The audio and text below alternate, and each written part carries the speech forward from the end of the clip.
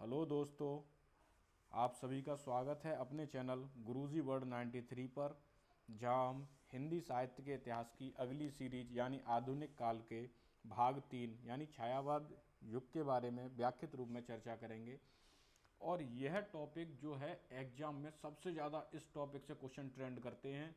जो आपकी अग्रिम जो भी आपकी शिक्षा या आप किसी का भी पेपर देने जाएं, यहाँ से आपको 3-4 नंबर के क्वेश्चन आपको मिल ही जाएंगे, चाहे वो किसी भी लेवल का एग्जाम हो। तो आज हम छायावाद युग को व्याख्यित रूप में समझते हैं।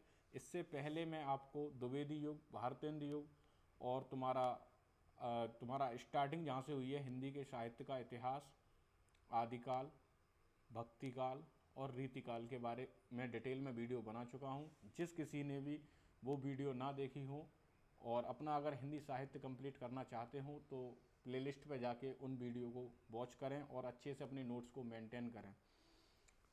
छायावाद युग का जो टाइम पीरियड है सन 1918 ईस्वी से लेकर 1936 ईस्वी तक माना जाता है।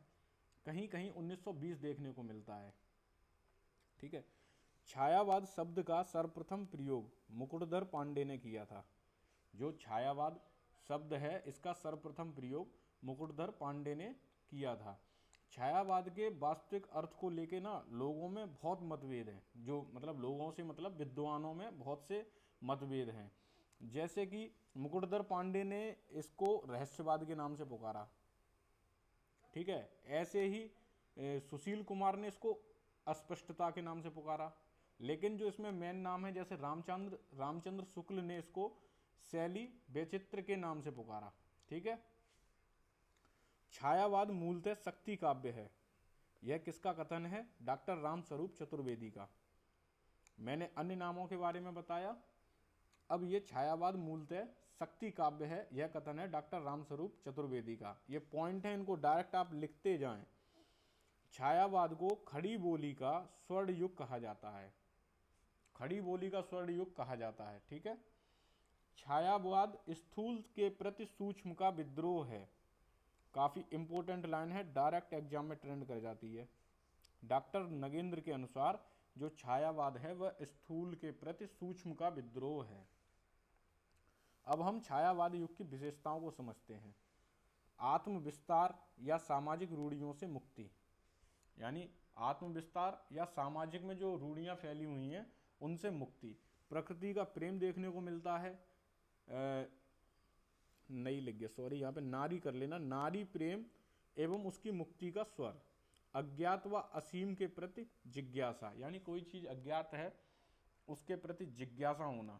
सामाजिक चेतना। छायावाद युग में मुक्तक छंद का प्रयोग किया गया। ठीक है। ये इसकी कुछ प्रमुख विशेषताएं थी जो मैंने आपको बता दी। सामान्य तौर पर अगर मैं कहूँ तो छायावाद का अर्थ है क्या? छायावाद का अगर मैं अर्थ समझूं तो इनमें जो कविताएं लिखी गई तो कविताओं के भावों की छाया यदि कहीं अन्यत्र जाकर पड़े, यानी कि उनकी जो छाया है उसका असर कहीं अन्य जगह पर जाकर पड़े तो वह छायावादी कहलाता है। ठीक है। अब छायावाद के कवि चतुष्ट बहुत पूछे जाते हैं, जिसमें प्रमुख हैं जयशंकर प्रसाद, सूर्यकांत त्रिपाठी निराला, सुमित्रानंदन पंत और महादेवी वर्मा। ये कवि चतुष्ट है। और आपके एग्जाम में क्वेश्चन कैसे बनेगा? इनमें से किसी तीन का नाम दे देगा, एक का नहीं देगा, है ना। या हो सकता है कि इनमें से एक का नाम दे देगा, तीन ऐसे अदर नाम दे देगा और पूछेगा कौन सा छायावाद का कवि चतुष्ट के अंतर्गत आता है। तो ये चार नाम आपको बहुत अच्छे से इनके बारे में भी समझना है और इनके बारे में जानना भी है। इनकी जो प्रमुख रचनाएं हैं या इनने जो कुछ भी लिखा है। तो जयशंकर प्रसाद, सूर्यकांत त्रिपाठी निराला, सुमित्रानंदन पंत और महादेवी वर्मा। अब छायावाद की प्रमुख रचना व रचनाकार, इनको हम देखते हैं। तो सबसे पहले आते हैं हमारे जयशंकर प्रसाद। देखो, जयशंकर प्रसाद की जो पहली रचना मानी जाती है, वैसे तो वो उर्वशी है, क्योंकि उर्वशी 1909 में ही इन्होंने लिख दी थी। लेकिन अगर छायावाद की पूछे तो वो झरना है। ठीक है। झरना 1918 में बनी और छायावाद की प्रयोगशाला कहते हैं इसको। झरना को छायावाद की प्रयोगशाला। आंसू 1925 में। देखो सन इतना ही सन का इतना मैटर नहीं है यहाँ पे, आपको बस ये पता हो कि इनकी कौन कौन सी प्रमुख रचनाएं या कृतियां हैं। आंसू को हम श्रेष्ठ विरह काव्य या स्मृति काव्य या हिंदी का मेघदूत कहते हैं। ठीक है। लहर 1933 में, कामायनी 1935 से 1936, छायावाद का उपनिषद कहते हैं इसको। और छायावाद का उपनिषद इसे किसने कहा? आचार्य शांति प्रिय द्विवेदी के अनुसार, यानी आचार्य शांति प्रिय द्विवेदी के अनुसार छायावाद का उपनिषद है कामायनी। ठीक है, इनकी ये प्रमुख रचनाएं थी और इनकी कुछ पंक्तियां मैं बताता हूं। जैसे कि एक है आपकी नारी तुम केवल श्रद्धा हो, कुछ प्रमुख पंक्तियां हैं इनकी छायावाद की। नारी तुम केवल श्रद्धा हो जयशंकर प्रसाद की। कर्म का भोगा, भोग का कर्म, यही जड़ का चेतन आनंद। ठीक है, ये सब इनकी कामायनी से ली गई हैं। एक आध लहर से, जैसे बीती विभावरी जागरी जयशंकर प्रसाद की लहर से। ले चल हमें भुलवा देकर मेरे नाविक धीरे धीरे, है ना। तो ये इनकी कुछ प्रमुख पंक्तियां हैं जो मैंने लिखी नहीं है, आपको बोलकर बता दी हैं। नेक्स्ट आते हैं हमारे सूर्यकांत त्रिपाठी निराला। पहला ही पॉइंट है, ये जो पॉइंट लिखे हुए हैं इनको लिखते जाएं। इन्हें विद्रोह का कवि भी कहते हैं। ठीक है, विद्रोह का कवि मतलब इनकी जो रचनाएं मिलती हैं स्वच्छंद मिलती हैं, बिल्कुल स्वतंत्र मिलती हैं। जैसे आपने देखा था कि जब हम रीतिकाल पढ़ रहे थे, रीतिकाल के अंतर्गत हमने पढ़ा था रीति मुक्त, रीतिबद्ध, रीति सिद्ध, इस प्रकार। इसी प्रकार ये भी विद्रोह, ये भी स्वच्छंदता पूर्वक इनकी रचनाएं हैं, इसलिए ये विद्रोह के कवि कहलाते हैं।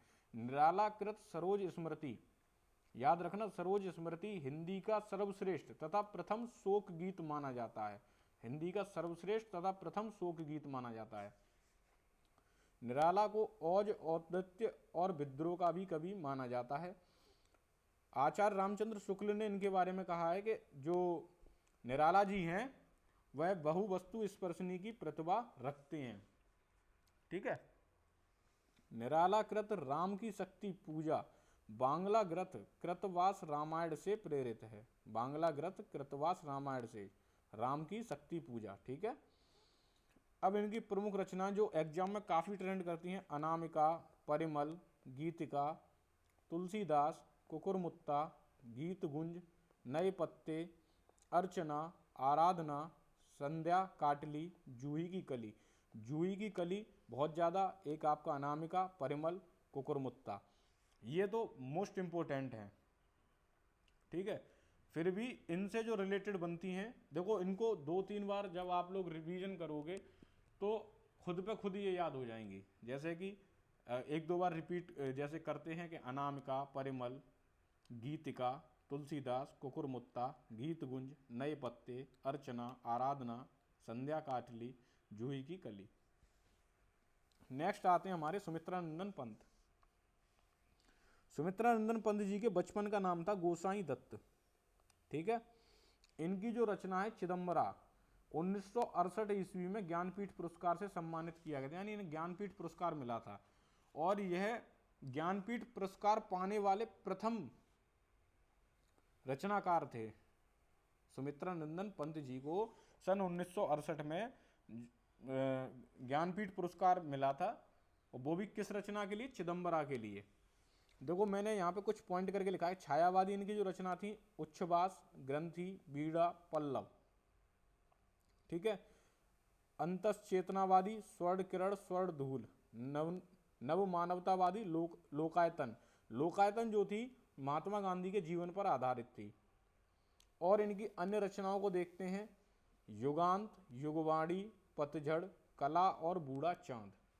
काफी ट्रेंड करने वाली है कला और बूढ़ा चांद, युगवाणी, इधर चिदम्बरा, उच्छ्वास, बीड़ा, पल्लव। ठीक है। और लोकायतन। इनसे जितने भी क्वेश्चन बन सकते हैं वो सारी चीजें मैं लेके आया हूं। पल्लव को छायावाद का मैनिफेस्टो या घोषणा पत्र कहा जाता है। अच्छा, जो सुमित्रानंदन पंत जी थे वो अरविंद दर्शन से प्रभावित थे, और इनको प्रकृति का सुकुमार कवि कहा जाता है। जैसे कि निराला जी को कहते हैं विद्रोह का कवि, इनको कहते हैं प्रकृति का सुकुमार कवि। नेक्स्ट जो आती हैं वो आती हैं हमारी महादेवी वर्मा, जिन्हें हिंदी के विशाल मंदिर की वीणा पाणी कहा जाता है और इन्हें आधुनिक युग की मीरा भी कहा जाता है। ठीक है, हिंदी के विशाल मंदिर की वीणा पाणी कहा जाता है और आधुनिक युग की मीरा कहा जाता है। इनकी जो रचनाएं हैं यामा, इन्हें 1982 में ज्ञानपीठ पुरस्कार मिला और ज्ञानपीठ पुरस्कार लेने वाली यह चौथी रचनाकार थी। इनका जो स्थान आता है वो चौथे नंबर पे आता है। देखो इसके ऊपर भी मैं आपको एक वीडियो बनाकर दूंगा, अभी शॉर्ट में बता देता हूं। जैसे कि 1968 में मिल गया था सुमित्रानंदन पंत जी को, किसके लिए? चिदम्बरा के लिए। ठीक है, सुमित्रानंदन पंत को। उसके बाद मिला था 1972 में रामधारी सिंह दिनकर को उर्वशी के लिए, रामधारी सिंह दिनकर को उर्वशी के लिए। ठीक है, 1978 में मिला था अग्गे को, अग्गे को मिला था कितनी नावों में कितनी बार, कितनी नावों में कितनी बार। ठीक है, और 1982 में मिला है महादेवी वर्मा को, और किस रचना के लिए? यामा के लिए। ठीक है, इनकी जो प्रमुख रचनाएं हैं रश्मि, नीरजा व सांध्य गीत, निहार, दीपशिखा, गिल्लू। ये गिल्लू इनकी बहुत प्रचलित रचना कहो या कथा कहानी कहो, ये बहुत ज़्यादा प्रसिद्ध है। अच्छा, एक विचार और चलता है कि जो यामा रचना है, जो यामा रचना है वो निहार, रश्मि, नीरजा व सांध्य गीत, इन सभी का संकलन करके जो बनी रचना, उसको यामा नाम दिया गया। हालांकि इतना गहराई से नहीं पूछते, फिर भी मैं आपको बता दे रहा हूं। नेक्स्ट है माखनलाल चतुर्वेदी, पुष्प की अभिलाषा, कैदी और कोकिला। इनकी दो रचनाएं हैं। और सबसे ज्यादा ट्रेंड में चलने वाली सुभद्रा कुमारी चौहान, जिनका वीरों का कैसा हो बसंत, वीरों का कैसा हो बसंत, और खूब लड़ी मर्दानी वह तो झांसी वाली रानी थी, मुकुल और त्रिधारा।